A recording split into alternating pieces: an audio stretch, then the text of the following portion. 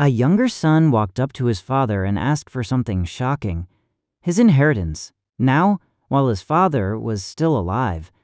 In that culture, it was like saying, "I wish you were already dead."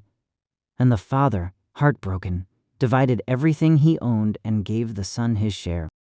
A few days later, the son packed up everything and left for a distant country. No looking back, he was free at last, free from his father, free from the rules, free to live however he pleased. And at first, it felt wonderful. He spent it all on wild living, parties, friends, pleasures of every kind, money flowing out as fast as he could throw it.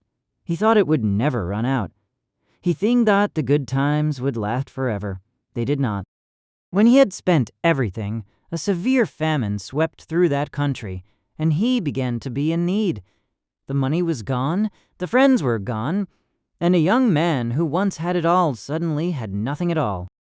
Desperate, he hired himself out to a local farmer who sent him into the fields to feed pigs. He was so hungry, he longed to eat the husks he was feeding them, and no one gave him anything. This was rock bottom. Then, sitting in that pig pen, something shifted. He came to himself. Even my father's hired servants have food to spare, he thought, and here I am, starving to death. I will get up and go back to my father. He rehearsed the words the whole way. "Father, I have sinned against heaven and against you.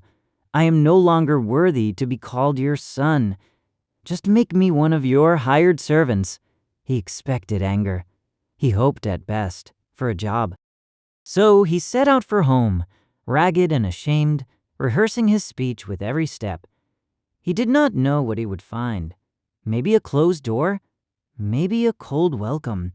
He only knew he could not stay in that far country one more day.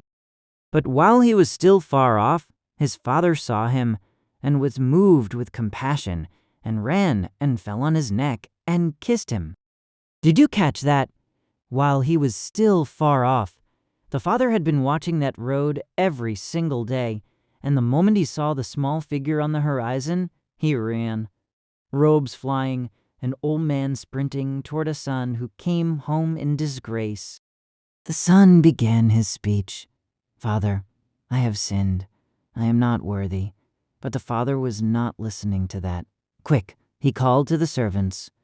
"Bring the best robe, a ring for his finger, sandals for his feet. My son has come home." "Kill the fattened calf," the father said. "Let us eat and celebrate. For this son of mine was dead and is alive again. He was lost and is found."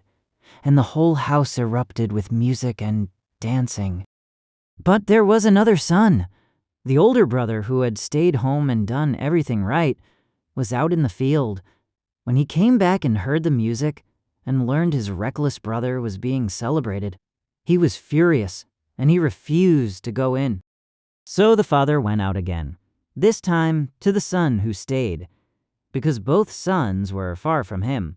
One ran to a distant country. One stood in the yard with a cold, resentful heart, and the father came out to love them both. So here's the question to sit with. Which son are you? The one who ran away, or the one who stayed but forgot how to love? Either way, the father is already watching the road. He is already running. Will you let him reach you?